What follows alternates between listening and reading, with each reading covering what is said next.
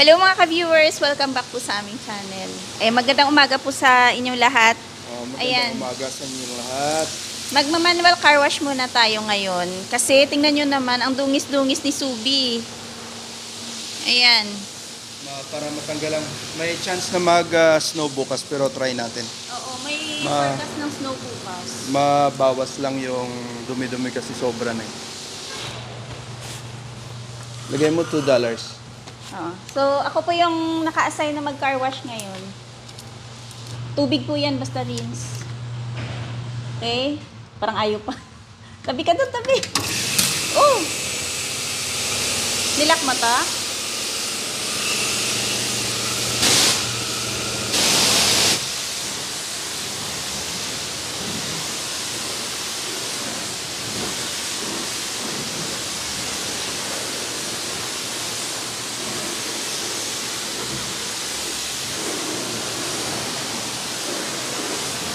Sobrang dumi na kasi.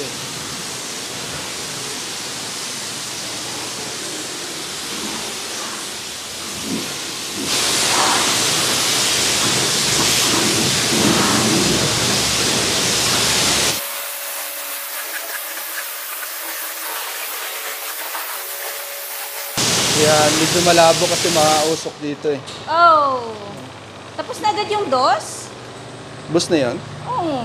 Yan, baka may magsabi na bakit ako yung pinag-car wash ni Dadong. Dito po kasi, kailangan talaga natin matutong mag-car wash. Maglagay ka doon para sa brush natin. Dos? $1 lang. Dollar lang. So, kailangan natin, ikot natin dyan sa foam brush, tapos hulog tayo ng $1. Ito naman yung manual na ano dito, car wash. Iba talaga no, pagka manual, oh. Malinis mo kasi siya ng maayos eh. Kasi doon sa kabila, ano lang siya, spray-spray lang. Parang may foam din naman sila na nagwa-wipe doon sa sasakyan. Kaso lang, syempre, iba kasi ito eh, may puwersa eh, no? Kasi ikaw yung may hawak ng brush. Uy! Laglag. Nalaglag. Sinusuksok lang yan eh. Maluwag eh. Natawa yung mama na dumaan dito sa kabilang side kasi ako yung i-spray ni Dadong ng ng tubig. Ano sabi niya pa? Sabi niya, pakita ko raw sa kanya kung maganda yung magaling ang paglinis mo. $1 lang yan pa. Saglit lang yan maubos.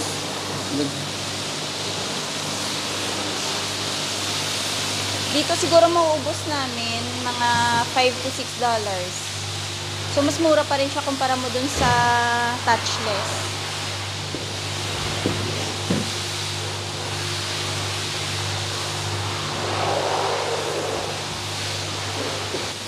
Wala na. So, ganyan na po yung ikot ng $1, oh. Add tayo ng isa pa.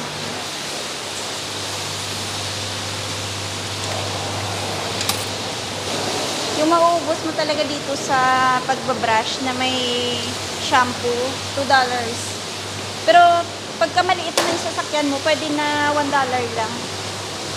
Kailangan pabilisan. Oo, mabilis ka lang talaga kumilos para maikot mo yung buong sasakyan na ma-brush mo siya na may kasamang shampoo. Pag dalawa kami ni Dadong nagka-car wash, ito yung ginagawa ko, hawak-hawak ko to para mabilis siya makaikot. Kasi sumasabit sa wiper, diba? Ano natin yung gulong? Yung ilalim, Papa. Hello pala kay Lakay. Mga kwento ni Lakay. Siya yung mga nagbibigay ng tips kung paano yung pag-alaga sa sasakyan. So, dapat daw, yung ilalim ng sasakyan, kailangan talaga linisan yan para maalis yung mga nakadikit na asin. Kasi during winter, diba, may nilalagay na asin sa mga daanan. Sa ngayon, sa mga hindi. kalsada. Kaya, pag naglinis daw, dapat isama yung ilalim. Para hindi may stuck yung asin doon kasi magkukos yun ng kalawang.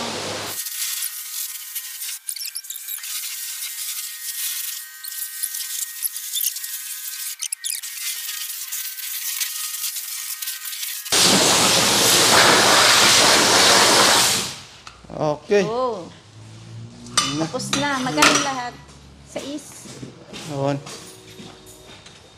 8 ata. Ha? 8 tayo. 8 ka. So, ayan, may pindutan lang po doon para bumukas to. Tapos, Dati pulley, no? oo, dati kasi hinihila to eh. Thank you. Ay, nakalock.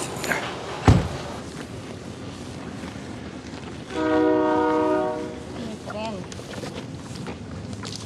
Medyo malamig ah.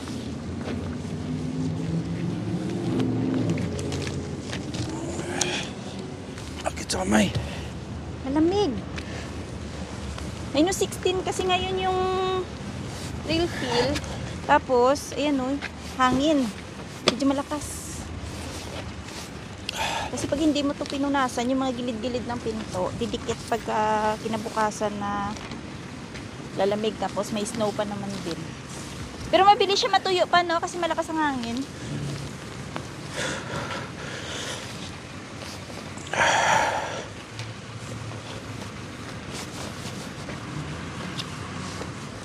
Natanggal man lang yung mga dumi-dumi na nasa taas.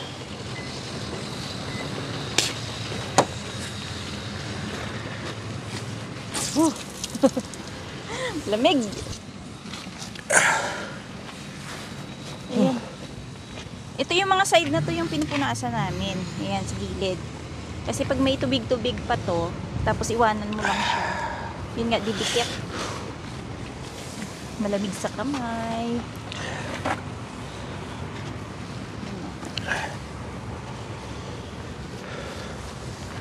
Ay, mamaya.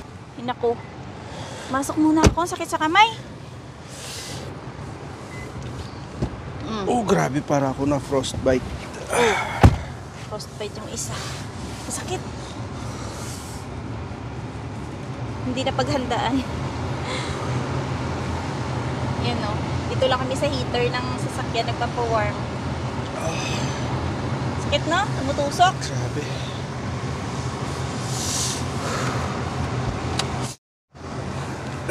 Uy, wag ka muna lumabas.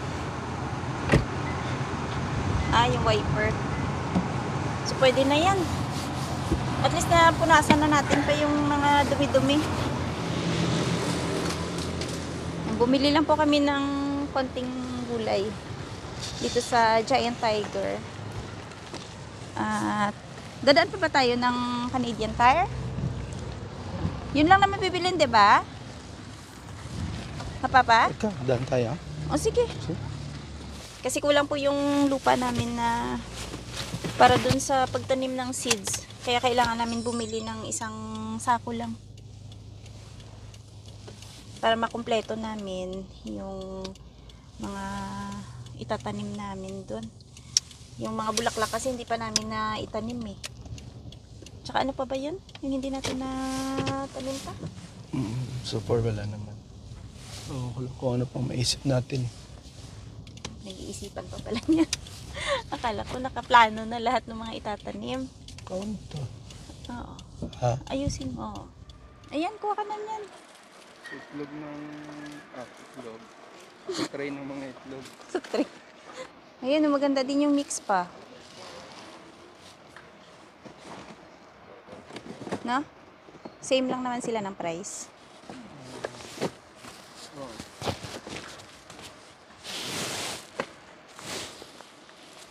Sure na yan. Hindi mo kapili. May bulok talaga yan. Hindi mo ma-secure yan lahat na fresh. O, yan o, isa lang. Ito maganda rin. Oo nga. 5 lang. Yan ba yung binili mo nakaraan? Yan yung ginamit mo? Yan na lang, pating soil naman yan. Pareho lang yung lupa. 550. Lupa pa rin. Pwede na, di ba? 550. So, yan po yung binili ni Dadong.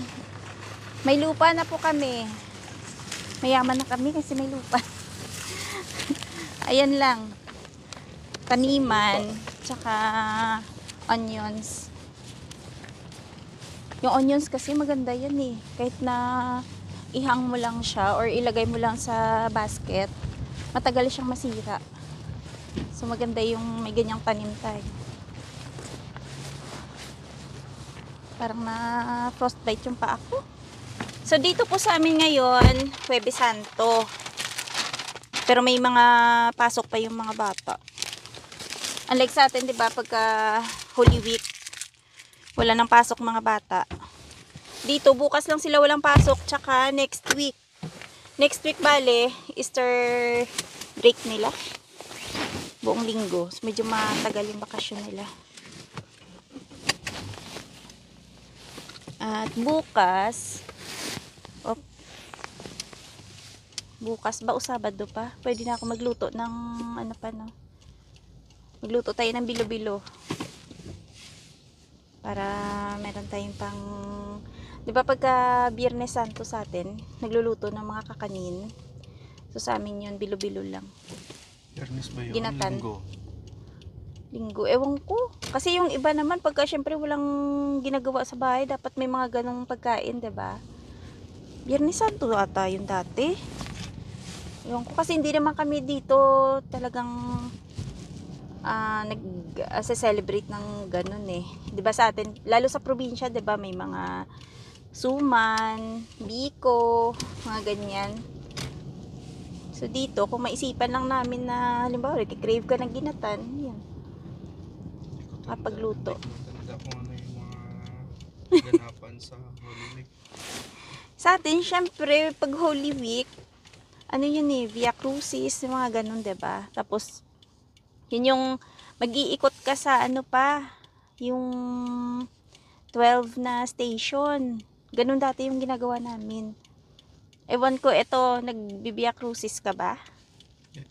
Ha? Dati. Si Dadong kasi ano to, hindi. Ako ngayon tagalagay ng mga ano yun eh, 12 stations ba yun? 12, pinagin 15 na. Ayan, ayan, update pa natin yung. Hindi, ako naglalagay Oo ng nga, station yung of mga the cruise, station, pero pero- hindi ko matanda kung ilang Ngayon, station yun. Ngayon pong 2024, update naman natin, hindi na 12 stations.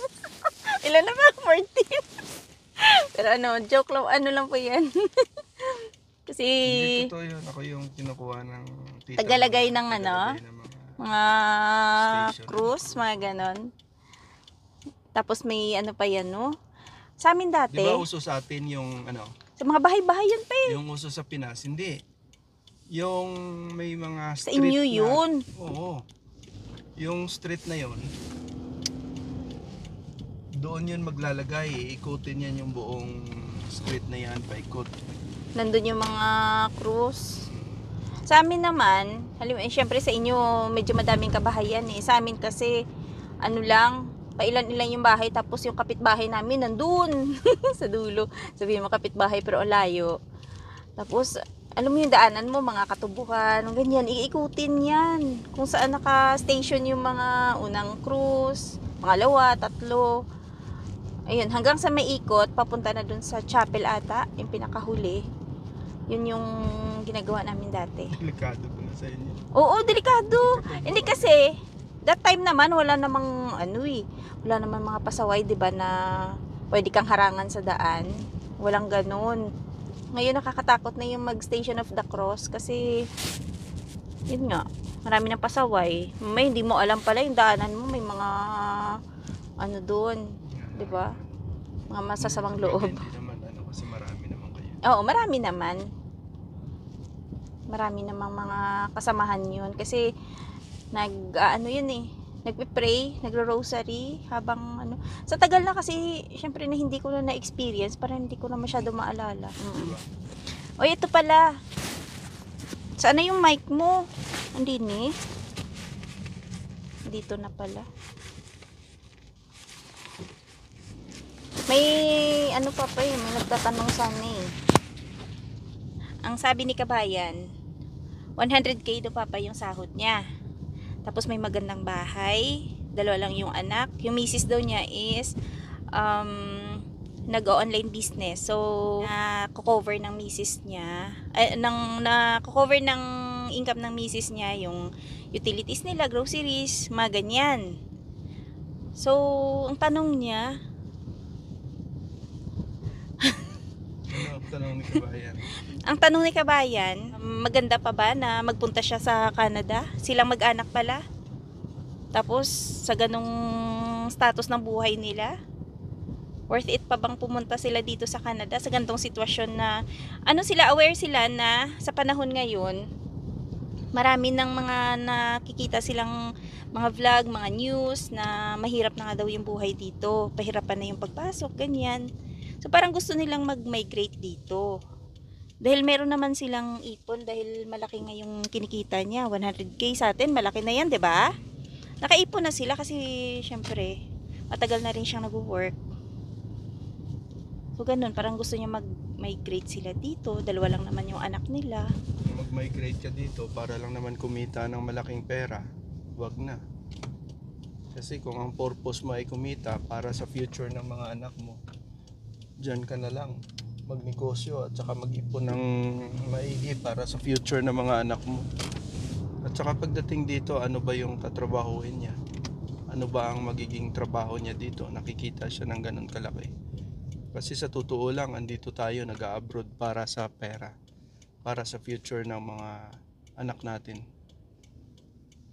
'Di ba? Oo. Yan talaga ang purpose. Kahit nasabihin mo na kung ano-ano pa yung reason mo, yun talaga ang purpose. Magtrabaho, kumita ng malaki para sa pamilya, lalong-lalo na sa mga anak natin. Pero halimbawa kung ikaw na sa sitwasyon niya, ganun yung kita mo. That time na hindi ka pa nakapunta dito, Hindi na ako pupunta dito, promise. Sa totoo lang. Siguro naman, nangangarap pa rin sila na pumunta dito since kasi siguro na hindi nila na-experience kung paano ang buhay abroad. 'Di ba? Yun talaga yan eh. Oo. Pumapasok sa atin yan eh. Realidad na curiosity talaga eh. Kung ano ba ang buhay, bakit gusto ng ibang kababayan natin na mag-abroad. 'Di ba? Minsan nga kapag nakita na nila na parang maraming nahihirapan, gusto pa na talaga nila pumunta dahil curious sila. At saka gusto nilang subukan ang buhay abroad. Pero katulad namin na hindi naman ganun kagandahan ang trabaho dito. Di katulad sa mga nagtatrabaho sa ospital, mga IT, Yun ang magandang doktor. Yun kasi yung Diba? magandang swelduhan dito. Oh. Sila kahit na hindi sila mag-double job, Kayang-kaya nila. kayang-kaya nila kumuha ng mga bahay, magandang sasakyan. Pero mga katulad namin, basic lang. 'Di ba? Halos doble o triple ang sahod kasi nila kumpara sa amin. Yun lang, kasi kung aalis ka diyan, hindi mo na sure na pagbalik mo, May babalik. yun pa rin ang mababalikan mo na trabaho na kukita ka ng 100,000. Sa totoo lang, yung 100,000 na yan, napakalaki na yan. Kasi naman nasasagot ng asawa niya yung utilities at groceries. Oo. No, yan ang medyo mahal din kasi sa atin eh. Dito kasi hindi ka pa sure kung ano ang mapapasukan mong trabaho dito, kakayanin mo ba o hindi. Pero kung talagang curious ka na masubukan ang Buhay dito, tsaka palagay mo naman na kaya ng pera mo, why not? Yun lang masasabi ko. Pero kung halimbawa yun nga, mag-migrate sila, mas pabor kasi sa kanila na pagdating dito PR na sila. Kasi secured na yung nila yung status nila. Ang lang doon, yung trabaho na mahahanap niya. Oo. Tsaka kung yung mga anak mo ay maliliit pa, sabihin natin na sa elementarya pa lang, talagang ang bayarin mo lang dito ay bahay, pagkain, sasakyan, yun lang. Pero sa mga pag-aaral ng anak mo, hanggang grade 12 na yan, talagang ipon ka para sa kanila. Lalo na kung may magandang trabaho ka na makukuha dito. Oo. Kasi may iba naman po kasi na kararating lang dito na PR na kakakuha sila maayos na trabaho naman. 'Di ba yung iba? Yun nga, katulad sa atin Lalo yung skilled sila pa. Yun nga, Skilled sila na pumasok dito. Yun nga yung sinasabi ko, katulad sa atin. mahaba na yung tinagal natin dito pero konti ang naipon. Mm. Kumpara mo sa mga pumasok dito na yung Skilled. trabaho ay skilled, IT, Mm.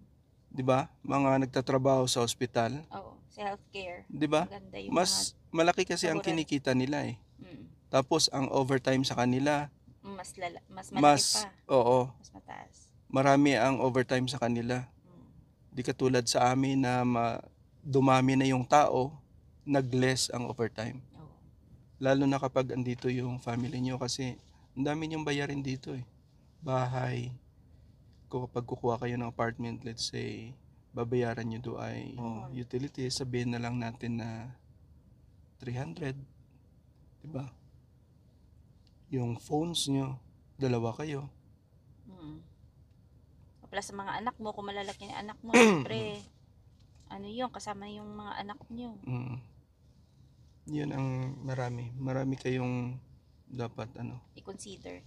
Pero nasa kanila pa rin naman yun kung Oo naman. ano yung magiging decision nila. Yun yung mga sinishare namin dito. Kung mapapanood nyo yung mga ibang mga vlogs po namin, nandun may mga experiences din doon at may mga sagot din kami sa mga tanong ng mga kababayan natin na may balak din pumunta dito. At sa napapansin nga namin yung mga yung mga tao ngayon, hindi man sa dinidiscourage po namin yung mga may balak pumunta dito, pero sila mismo na kikita ko sa ibang mga comment nila sa mga may pinapanood din kami mga YouTube channel, parang ayaw na rin nilang magsugal pa. Kasi yun nga nakikita nila na mahirap nga daw yung buhay dito. Parang sayang ba kasi malaki na yung sinasahod tapos isusugal pa nila. Mga ganong mga comment nila. So, parang yung iba sabi nila may 100 ka na para sa akin parang na lang cancel mo na lang yung Canada dream mo, parang ganyan. So, sa kaibigan natin na kakilala ko, wala pa kayo dito nakilala ko na binenta nila yung mga properties nila. Sa Pinas. Oo. Tapos? Meron silang mga manggahan. May lupain talaga sila. Binenta nila, binili nila ng bahay dito. Nag-down sila ng bahay. Siyempre, ang pera doon sa atin, hindi naman ganun. Isipin mo, yung kapag bumili ka ng bahay, sabihin na lang 100,000, ilang milyon sa atin yan. Di ba? Sa 100,000, 3 milyon na yan. Eh, magkano ang bahay dito? Let's say, magdala ka ng 12 million, bahay mo pa lang yan. Depende Bininta nila yung ari-arian nila. Bumili ng bahay. Dito. Tapos, nagtayo sila ng restaurant. Ginibap din nila yung restaurant. Kasi, Hindi success? Nung una, okay. Successful. Pero nung katagalan, siyempre ang competition. Dumami na yung mga dito Filipino restaurant din Yun, binitawan niya rin. So ngayon, anong naging niya? Ngayon, wala na akong balita kung Binitawan niya yung restaurant na pero nawala na yun. Inundar nila. Grabe, no? Pero yung, kasi parang sa atin kasi dream talaga natin na Oo, yung iba hanggat hindi nila kasi na-try yung papunta dito, talagang nagpupursigi sila na subukan talaga yung pagka-Canada. Curious talaga ang bawat kababayan natin na hindi pa nakarating dito. Kasi kahit ako din naman, kahit sabihin mo sa akin ay mahirap yung buhay doon, bla bla bla bla bla bla. Since na dinadanas ko yung kahirapan sa atin. Gusto mo pa rin talaga i-experience kung anong talagang meron dito. nagpursige ako na mag-abroad. Kasi naramdaman ko talaga ang kahirapan sa sitwasyon ko Kaya no regrets. Pero talaga. Worth it naman talaga na Oo nakapunta naman. ka dito. Pati kami nakapunta dito na Times experience 10. namin. Times 10 ang pinag-iba ng abroad sa akin. So, depende po yan sa inyo kabayan kung ano yung magiging desisyon nyo. Pero yun nga, isaalang-alang nyo lahat ng mga naging experiences ng mga kababayan din natin dito. Mag-research kayo at yun palagi yung sinasabi namin mag-research kayo kung ano yung mga posibilidad na pwede nyong danasin dito. At ayun, maging handa lang talaga kayo at maging buo do yung loob nyo para malagpasan nyo kung ano yung magiging experience nyo dito pagdating? Kasi yun lang naman yung sa una, mahirap. Ang kailangan kasi dito talaga, pera. Pag Oo. yung Sisimula ka. sisimula ka na pupunta ka dito na PR, na wala ka pang mapasukan na trabaho. Ang advantage kasi ng mga temporary worker dito, pagdating nila dito may trabaho sila, Oo, 'di ba? tama. Pero kung pagdating mo dito ay PR, since na wala kang ring family, wala kang matirahan, ang disadvantage mo, wala kang trabaho makukuha ka agad. Oo. Kung di maghanap ka, struggle mo 'yun, 'di ba? 'Yun ang advantage at saka disadvantage ng pupunta dito. Pero ang advantage mo naman, PR ka na. Kumbaga hindi ka na mag-isip. Ang problemahin mo na lang ang trabaho. Pero 100% may makukuha kang trabaho. Yun lang. Nasa sayo na yan kung Mamili ka. mamili ka or Oo. kakayanin ng katawan mo. Kasi usually dito, yun nga, nagsisimula talaga sa uno. Pero ang ma-advise ko lang din sa umpisa, huwag ka muna mamili ng trabaho. Ang importante doon, may maidagdag ka sa dala-dala mong pera kahit konti. So ayan po, sana nakatulong yung konting advice tsaka mga nasi-share namin mga experiences ng mga kababayan natin dito para dun sa kababayan natin na gustong pumunta dito. So hanggang dito na lang muna yung aming video for today. Maraming salamat po sa lahat at ingat-ingat. Bye-bye! Nasa bahay na po kami. Oo, dito na po kami sa bahay. Papa, yung kailangan nating bitbitin dyan.